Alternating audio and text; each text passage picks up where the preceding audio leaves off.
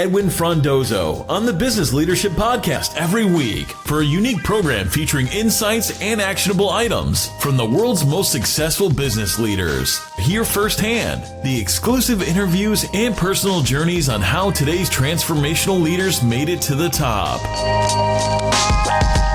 Hey everybody, it's Edwin, and thank you for joining me on another episode of the Business Leadership Podcast. This is number 39 with Mark Jaine, the CEO of Intelex Technologies, a worldwide leader in employee health and safety and quality web-based management systems. In our conversation, Mark shares his story of being only 21 years old, driving to Toronto from San Diego to work at a small software company, being employee number 6 to do some business developments. He talks about landing the first $50,000 contract, discusses the challenges scaling the company to 100, 250, and now 600 employee company, and why he believes that building a culture of work to live is so important to him and his employees. Before getting started, I'd like to thank my media partners, IT World Canada and Startup Canada, for the support of the podcast. Enjoy the show. Welcome to the Business Leadership Podcast, Mark. Thanks very much for having me. So, Mark, thank you for your time. Can we just get started with you? Can you introduce something about yourself? What you like to do when you're not growing and leading businesses? My name is Mark Jaine. I'm CEO of Intelex. What do I do when I'm not growing and leading businesses? I'm just like a normal person. I've got a 4-year-old son. I've got a wonderful wife. We enjoy spending time together first and foremost. We do activities like golfing and skiing and traveling, and we enjoy having a beer together and going to kids things together. But my life is about the same as everybody else's life, and try to keep it that way as much as possible. Let's start off with Intelex. For those who don't know who Intelex is, tell us your current role, your responsibilities, and what you're trying to accomplish over the next 12 months. So we've got a great opportunity here at Intelex. The company's growing quite quickly. We make software for organizations for social responsibility. So we focus on environmental, safety, and quality management. We basically help companies reduce their negative impact and create a more positive environment for their stakeholders and their employees and their customers.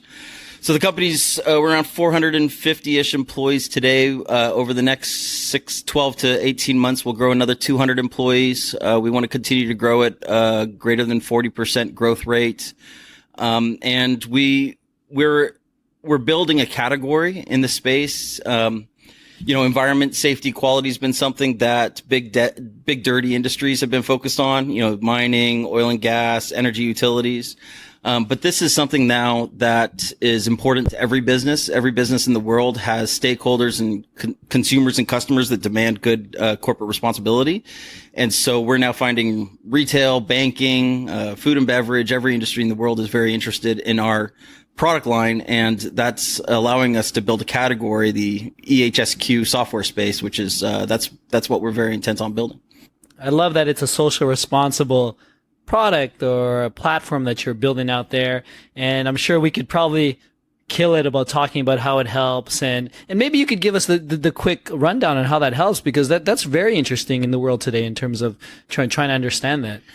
Yeah, I mean, it's something, it actually surprises me that it doesn't get more recognition than it should. And we all hear about the environment. We all see, Hurricane Harvey and Hurricane Irma and forest fires and, what we're doing to our planet. It actually surprises me that people don't take more note of what is massively changing in our planet. And I know there's some controversy in some circles about climate change. Is it human caused or not? I think the science is done on that. If you actually look into it, we're clearly making this massive impact. And so that's in the environment space, and Intelex develops systems to help organizations engage their employees and engage their workforce on processes and activities and assets that will be more environmentally conscious and reduce risk.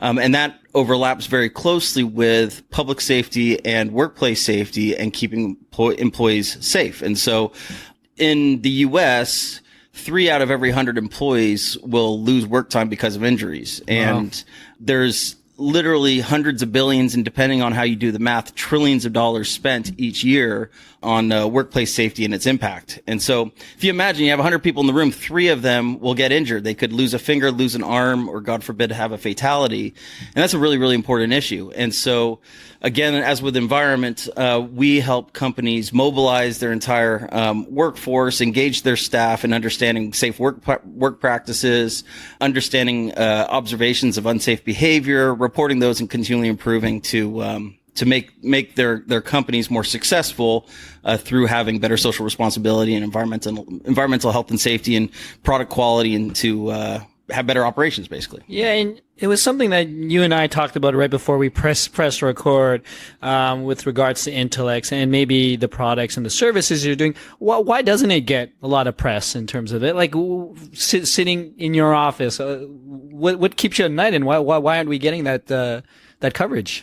Yeah, so it's something I've scratched my head about for a long time. I'm not sure if all the listeners are in Toronto and Canada, global, North America. If we made, there's some cool apps out there like Snapchat or Facebook and things like that people get really excited about because we can, I won't use the word play, but use them on our phones. But everybody should be passionate, for me, about creating a better future for our children and for our world. But it doesn't get nearly the same excitement. And I think part of that is because it's B2B solutions, and our customers tend to be within enterprises rather than people, general consumers. It tends to be, at least in our ecosystem here in Toronto, not as sexy as other companies. From a, hey, this is hard work to secure these customers, implement software, roll out solutions that touch literally hundreds of thousands of employees within one organization. Our largest customer has 700,000 users. We have many customers that have 400,000 users, 100,000 users. Wow. Deploying that many people on a single solution, that's a lot of hard work. It's a big kid job, and it may not be as exciting. And to be honest, I obviously am biased and have some self-interest, so Sure. I'll asterisk it with that. But it's also a little bit disappointing to me that we, particularly in Canada, who like to think of ourselves as very socially conscious and very conscious of the goodwill of those around us, don't gravitate more towards solution providers, not just Intelex, but others, that are really trying to provide solutions that further the well-being of our planet and our society. And so that's what Intelex is all about. And internally here, it's great because our employees and all of us can embrace that as a very worthy mission and something that we can all wake up every morning excited to do. And I hope that as the company scales, that our whole ecosystem will be excited about that as well. I want to really take it back, because for me and the podcast, it really fascinates me to see some of the leaders' journey and how they got to where they are today. And when I looked at your profile, your LinkedIn profile, it looked like that you started your career at Intelex many years ago. I may not put the year out there, but you started as a sales executive or on the sales floor, and you escalated. You became executive vice president, and currently, I guess probably over 10 years ago, you became president and CEO. Yeah. So I'd love to just, for myself really, and even for the listeners, if you could share, how did you do that? Like, were there key turning points, some things that you did, like there's an aha moment that helped you elevate yourself within the organization? I guess there's a lot of aha moments. I mean, I started at Intelex when I was 21, and it's 19 years ago, so I'm 40 years old now. And it used to be that I was really young, and I'm not so young anymore. It's my first real. I worked at a .com. I'm actually from San Diego, California, and I worked for a .com company there. And at the time, my mom was like, "Hey, why don't you, go do something else besides what you're doing now? Go travel the world." And my mom and my father had been involved with the original founder of Intelex and said, "Well, why don't you go up to this company in Toronto?" And I was like, "I don't know anything about Toronto." Yeah. And I was like, "Well, that kind of sounds interesting. I'll go for 3 months for an internship and learn to speak French." I didn't know anything about Canada. And so I literally drove up in my 86 Honda Prelude, the 3,000 miles up here, and I got to Canada, and I didn't know anything, so I moved to a place called Brampton. If anybody lives in the Toronto area listening to this, you'll know that Brampton is probably not the most stimulating place for a 21-year-old guy to move to. And so I came up here, I came to Intelex, and at the time I think we had 6 employees. Wow. But the company was really in dire straits. And, within the first few months of me being here, it was down to 3 employees, the founder and CEO at the time, his niece, and myself. And I came as a junior commissioned salesperson. So, I actually at the time made $24,000 a year was my compensation. I brought my own computer from home. The company couldn't afford to give me a computer, and I didn't have a computer at my house. So I literally had this old desktop and with a CRT monitor that I disassemble every day and drive back and forth to my house. And so, it's probably by default that I really had nothing else to do but work hard for Intelex. And I managed at the time, we sold our software for like $500. This is back when it was like a PC software. I'd ship a disc out and FedEx somebody a CD. I'd literally walk them through a demo on the phone by saying, click here, click there, click here. And I was fortunate enough to sell some, and I sold a couple of those units, and realized, well, it's not expensive enough because I'm never going to make any money selling them at $500 a pop. So I think we made them $1,000 a pop, and then we made them $10,000 a pop, and then eventually I got really fortunate. And for those people who are kind of aspiring to build a company, was able to find a few customers, and one customer was the city of Scottsdale, Arizona, that really believed in the vision, believed in Intelex, and fortunately enough believed in me. And so went to them and basically wrote an agreement for $50,000 to develop a web-based system from our PC product, that we didn't have and had no existence of. But they would give us $50,000 to build this thing. So we got the $50,000 and we built the product, and the fellow, his name was Larry Person, was just an awesome man. Actually brought me around to other municipalities, introduced me to those. I just called him Uncle Larry when I went down to Phoenix. He'd let me stay at his house and borrow his car and stuff like that. Like I was 21 years old, and we used that $50,000 contract to build our original web system, and at that time, so I was selling the software and. Well, we sold it, so I had to help kind of service the software and work with the customer, so I got exposure to the services side. And then we had some accounting and finance to do because we actually sold some software, so I got involved in invoicing and kind of understanding finances. And then we had more and more product needs because I'd be talking to customers to understand the product, so I got more involved with the product management. And then we needed more people, and we started hiring more people, and I'd kind of take the initiative and lead on that. And so we kind of grew the company from there and managed to continue that growth. And so I think that was a really long answer to say. No, I love it. That I probably got the job by default because nobody else was there to take it. But there's a lesson to be learned for people, particularly operational people, that sometimes the best way of getting to the top, and I hate to say it that way, but sometimes the best way to grow in your career is not to try to climb a ladder, but it's to build the ladder under you or build the scope within your current responsibilities. And so that's essentially what I did. Whereas, I didn't move up the ladder in any sense of the word, but I was able to make an impact with the help with some really talented people here in building an organization, and then the rest was history, building Intelex from there. I mean, it really sounds like you were the entrepreneur. I know you came to help join the founders and whatnot, but you were doing a lot of the work that entrepreneurs would do. You were on the ground, you were hustling. And as your responsibility changed, and you mentioned you did the sales, you did the support, you did invoicing, you did the hiring. Yep. And then obviously your team grew. So I want to know, your responsibilities changed. I want to know how you changed with it, and how did you grow as a leader as well? Because doing these operational things is different than leading. It's so much different, and there's so many. I sometimes joke. My wife's a big Madonna fan, and I sometimes joke that in my role I've had to be like Madonna, which you have to change your genre every single year and change who you are almost every year to stay up to date with trends. Because I like going from being in a 3-person company to even just having a 10-person company. It's very, very different, and going from a 10-person company to like even a 30-person company is very, very different. And then you get to like, there's tons of changes in between, but you get to a 100-person company, it's quite different.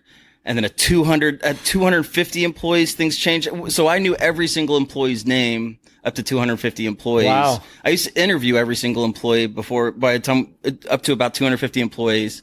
And then we got to like 251. It broke. And I actually reverted back to like knowing 150 employees' names because I'd get nervous. I didn't know somebody's name. And so I'd just not say the name at all because I'd rather not say it than get it wrong. And then you get from 250 employees to now 450, and we should be 600 in 12 months and hopefully getting to 1,000 in the next 3 years.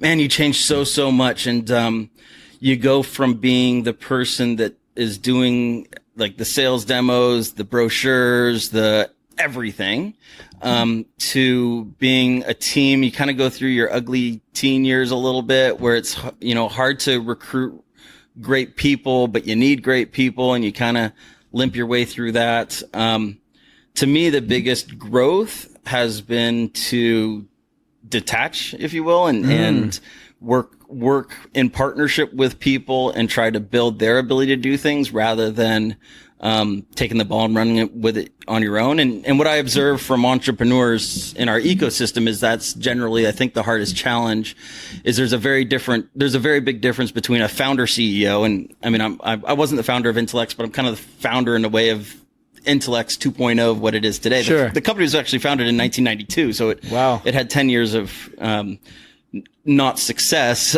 prior to our successful, last almost 20 years.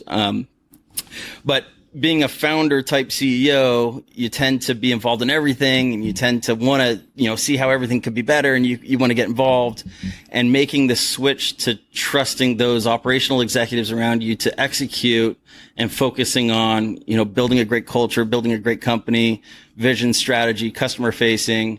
That's an evolution that's been challenging for me, and it's challenging. Like sorry, I'm rambling on here, but I sometimes use the metaphor with the executive team of like, Intelex is my 16-year-old daughter that just got her driver's license. Right. I've given her the keys and I'm standing at the end of the driveway, kind of watching her drive down and waving and being like nervous as hell that she's going to run into the neighbor's mailbox.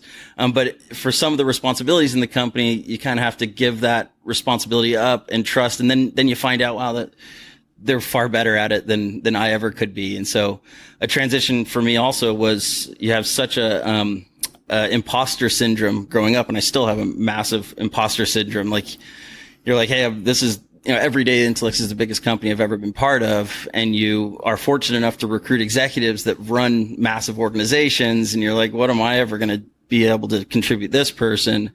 And trusting that, working along those people and trusting that they can execute better than I ever could was a major growth. Sorry, I kind of rambled on. No, it's great. I mean, you touch upon a number of things that I want to talk about. I mean, one, and I hear about this as well, especially from executives who started, sort of doing everything and moving up. But one thing I want to touch upon was how you let go of that control and really started focusing on culture. And the reason why I'm bringing this is, as I was waiting in your lobby here, I noticed, and I should have known this, and I do apologize, is that it seems year after year now, Intelex is winning like best place workplace from a number of different organizations that recognize this stuff. So is this something that you personally strive for? Is this something you're passionate about, is ensuring that this is a place where people want to work?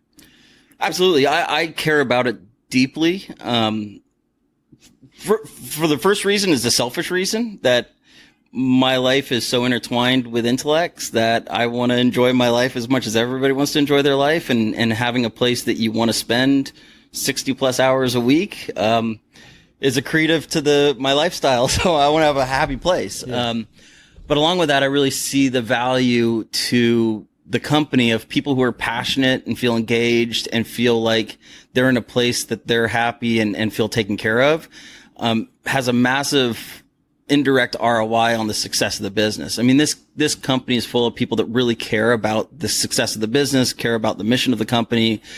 And that takes it so much further. They will work until we're successful and they expect to be successful. There's all sorts of ways of talking about culture and what a good culture is. To be honest, I think that the term culture is way overused in our space. And, it's not and also this term's way overused, but I'll use it. It's not about ping pong tables and beer carts and that kind of stuff. Every company is somewhat different. For us, I think authenticity and, transparency and caring about the success of the company, caring about each other and doing what's best for people is really important. The awards are awesome. I'm super flattered by those. Sure. But that's a result of. It's a testament of what's been implemented, right? Yeah. And, it's really tough. One of the most challenging things is scaling a company with the expectations we have for our company while having a great culture or a great environment that people feel is accretive to their lifestyle, because those two things are oftentimes in conflict. You want to scale the business, and sometimes people that you really love and that you care about who are part of the company aren't additive to that. In fact, they could take away from that, and you have to make tough decisions that disappoint people, and vice versa is true as well. So, going through the scaling process and building a company that is a culture of accountability and a performance culture, the expectation to have high performing employees with high performing results, while also being an environment that cares about the human element of it, the humanity, the families, the people. We talk about the 4 quadrants of life, which are career and opportunity growth, fitness and health, hobbies and interests, and family and friends. And balancing those 4 things is difficult, and I think it's incumbent upon a company to help with those things. But it's really hard to balance that with a performance culture. And frankly, here at Intelex, there's been times where people have been less happy, and times where people are more happy, but depending on which of those areas of balance we're trying to strike. But it's a discussion I have a lot in terms of a lot of the guests that I've had here.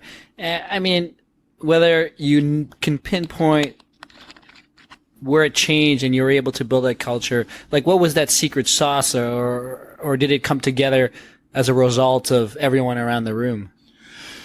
I think it comes absolutely as everyone around the room, and we've been really lucky in we've got people here that carry the culture of Intelex. No one person could ever set that, but I think it comes. I don't think you can fake. Honestly, I think a company culture is like the same as the way you treat your friends and family, and the way you treat your family inside your home and that kind of stuff. I think being an authentic person that cares about people's well-being will translate to a company culture that cares about your people's well-being. So, there was maybe 10 years ago or something, there was a year where we had lost we were probably 40, 50 employees at the time, and we maybe had 10 employees resign that year. Wow. And I think I sat down with a spreadsheet and sort of worked out the math on it, and I figured it cost us about $1 million in direct and indirect costs. And I'm like, all right, well, if that's costing us $1 million, what if I took 500,000 of that and invested it in programs to, engage our employees and make everybody passionate about the company? And so we do a lot of things from, we do a lot of events here. We put a lot of emphasis on, annual meetings that are more than just pumping out numbers, but an engagement and pulling together the staff on the vision. We have if you ever notice on our website, I think we've got 40 different clubs in the company, ranging from movie club to, Scotch drinkers club to French club to every club, fridge magnet club. And we actually we give every employee $20 a month. Plus they can bring a friend or a spouse or something, and we'll pay them $20 a month to just participate in the club. And it's an opportunity to bring people together and just kind of engage people. I think people who have strong working relationships with their peers inside a company will tend to build and care about the company. And I think a company that cares about that will be more successful. There's been tons of moments of cultural importance that have made us focus more and more on it.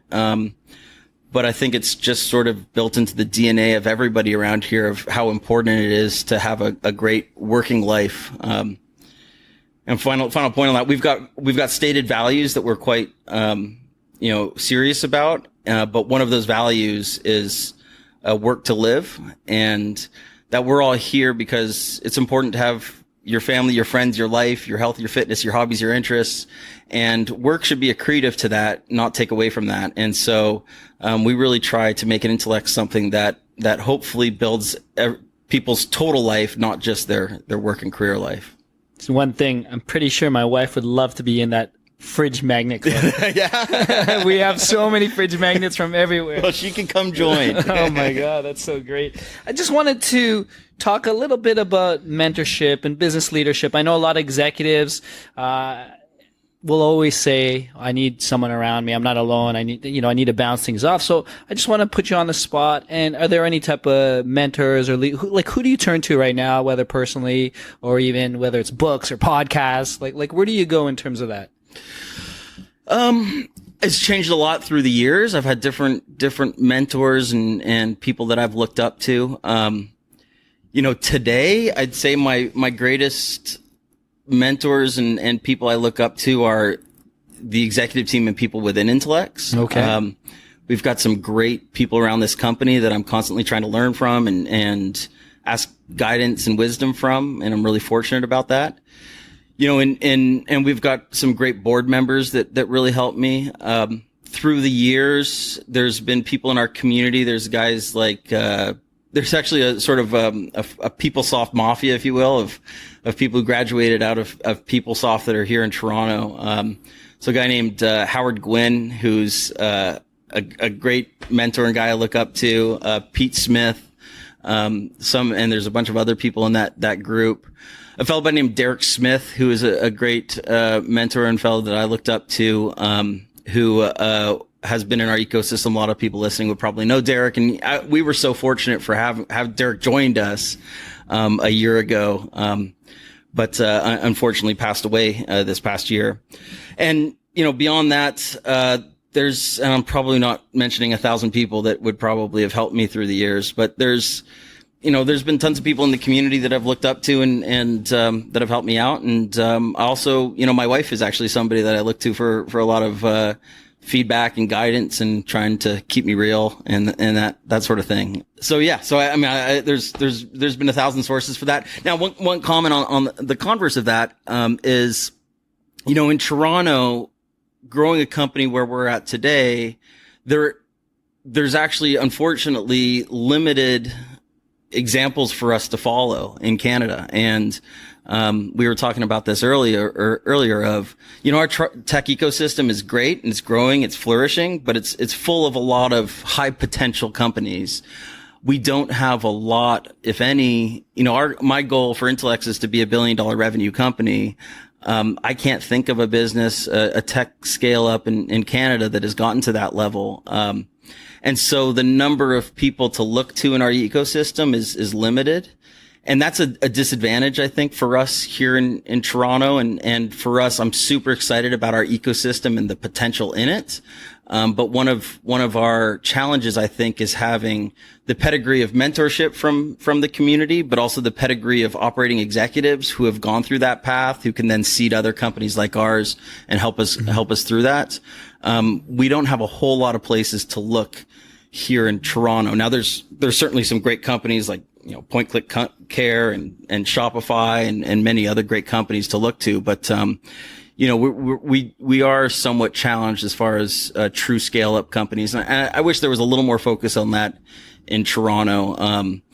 Obviously, for personal reasons, but also, because I think for us to be a true global player, we need to have many different companies of multiple hundreds of millions in recurring revenue, if not multiple billions in recurring revenue. And then we can truly call ourselves a tech hub. Until that time, I think we're a potential tech hub. No, exactly. And I want to just move that along because you sit on the board of Ace Tech Ontario. I think you're the chair. So I think from my understanding, this is an organization that's bringing a lot of these tech leaders together around the room. So first off, I want to know why you joined and what is it all about? Yeah, so Ace Tech is an organization that it's evolved through the years. When I joined probably 7-8 years ago, maybe even longer, it was a group of CEOs of tech companies, and we continue to be that to this day. When I joined, I think we were maybe 5 million in revenue or something, quite a bit smaller than we are today. And I'd never met anybody in the ecosystem. I'm one of those people that I'm not like, I'll try to go to networking events, but I'm not, Mr. Networker guy. Like I prefer to know people and be able to talk to those people and then hopefully meet people through them. And so I didn't know anybody. And I went to my first, Ace Tech meeting and it's a round table. You sit with a group of peer CEOs and you discuss basically, it's kind of like CEOs Anonymous. You can kind of, my name is Mark and I'm a CEO, and you kind of share your battle stories and bounce ideas. And that was actually hugely impactful for me, in learning and getting mentorship from the guys in my group. And guys like David Nyland and Joel Lessem and a whole bunch of you guys that if anybody listens to this, I'll regret not bringing up your names. But that was hugely meaningful to me. I learned a lot, and I also got a ton of validation. And so I just always was a member and continued to be involved. And then somewhere along the line, David Nyland, who was chairman prior to me, said, "Hey, would you like to join the board?" And I was all for it. And eventually I became chairman. And the reason I do that is because I think Ace Tech to me is all about scaling organizations and sharing with each other operational scaling, like the real meat of how do you build a company, go to market strategy, product market fit, scaling a sales team, building out an engineering team, building out finance, all that kind of stuff, and sharing those ideas. I think that's the real important stuff, when scaling a business, and Ace Tech allows people to learn that. And I really would love to see us in our ecosystems scale. And so Ace Tech's a mechanism for me to give back in that way and also take from the ecosystem and learn from them. And really, in terms of the goals and that you're striving for as well, I think you could also push it through and really ask the other CEOs to strive for, to be that $1 billion company. So I'm maybe I'm a little crazy, but I really would love to build a $1 billion run rate company, and I'd love for others to do that too. Do it with you. Yeah. There's guys there that, we have little, I guess, mini competitions of scaling the companies. That's so cool. It is cool. And it's been awesome seeing their companies grow and them seeing Intelex grow. And, it's really a great ecosystem and environment. And it's focused on, scaling businesses rather than a lot of groups are kind of how do you raise financing, and raising financing is important, but it's a step in the process, and it's by no means the destination. And I think really, having an opportunity to focus on how to scale a business is really what's important. Of course. So changing gears a little, and this might be more back onto the culture, but really love asking this to all the executives, is if I were to ask any one of your teams, your colleagues, your peers, what's the best leadership that Mark has? What do you think they would say?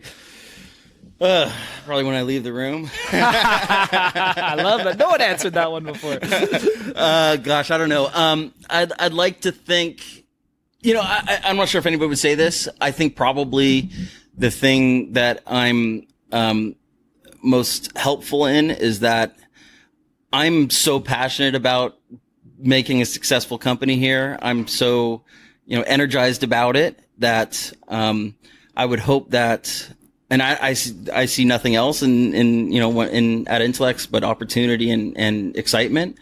And I hope that resonates. I mean, you want to work with somebody and you want to be surrounded with people that care as much as you care. And I'd like to think that quality of mine, at least allows people to invest 100% of themselves on the mission and know that they're not alone in doing that. I think I've grown personally as a leader a lot. And I'm still got a lot of growing left to do. But I think that hopefully people find me empowering and while being directive and trying to set a pace that's as fast as, that energizes people and makes people understand there's a fast cadence to the business. I'd like to think I create a culture of unifying an executive team and unifying a company. And hopefully to some degree a North Star for us all to work towards, and empowering the group to get there. But they'd probably give you a totally different answer. 100%. We'll never know. We'll never know. But I guess one thing you just mentioned and what you were saying is that you'll never, you're not there yet, or you're always learning. And maybe there's no answer to this at this point, but is there something currently that you're working on, or you've identified, I need to work on this in terms of that will help my business grow? or that will help my teams? Or like, is there something that you're focused on? So actually, interesting. So I actually do kind of know from the executive team their feelings, because we conducted a 360 on me, and I actually I solicited their opinions on how anonymously, used a third party on how I could do better, what I could learn from, and their opinions were consistent with my opinion, which was my opportunities really for growth are to empower more and trust more and extricate myself as much as possible from operational tactical execution, which is always challenging for me because, like we use Salesforce.com here, CRM, and we've had it for maybe 10, 15 years or something. I mean, you were their first client. I bought Salesforce online, sitting in my, in my office at home at 3 a.m. on a Saturday night, and set up the database and configured everything in there. And so you just kind of know it, and you kind of like, I feel like I know how to help on that, and be like, no, step away from the Salesforce, let other people do that. And, and I've got 10,000 examples of that around the company. And so it's always challenging, to do that, but that's something I think I'm getting better and better at. And honestly, like between me and you, sometimes it feels like I'm not working hard enough because, I haven't spent 3 hours busting out a kick-ass, spreadsheet or document or PowerPoint or plan or something. I'm sitting in meetings working through people, and sometimes it feels like, am I contributing here? Right. But I'm contributing, I think, in the way that a CEO should of a company of scale, and I'm kind of having to go through that growth and learning. And so I'm constantly working on that, and it makes me super anxious because you give up things that were your core competency of why you were good at your job, and you have to divorce yourself from those things and become good at doing a job that maybe you weren't doing as much anymore, and you're kind of getting a new job. And that's been sort of a linear scaling of that transfer of operational to strategic, over the years. And then the second thing is you can get very insular. There's a lot of people in the company, and you can very easily spend all of your time doing nothing but meeting with people internally and trying your best to satisfy internal stakeholders. And it's easy to lose sight of getting out of the building and talking to customers and prospects and working the market and the ecosystem. And so that's something that, I've always done, and being in a background of sales and operations here, I've always been very customer facing. But I always need to fight becoming too insular and making sure that I'm, out in front of the customers and out in front of the market as much as I am in front of our Intelex stakeholder base. It's the internal battle that you're doing. It's constantly, and you're never where you should be, because you always need to be everywhere and you can't be everywhere, and you're always not doing as much as you would like for everybody. And so it's always a push and pull, but you can really do your best. Like you said, it was just the nature of where you came from and being part of the building process. Yeah, totally. Mark, I'm having a blast. I'm really relaxed. This is great. But before we end, I'd love to get some of your final thoughts, observations, and ideally some type of actionable recommendations that you could give the listeners, for whoever's listening, whether they're trying to be a business leader, trying to launch a SaaS product, anything that you could share today. Okay.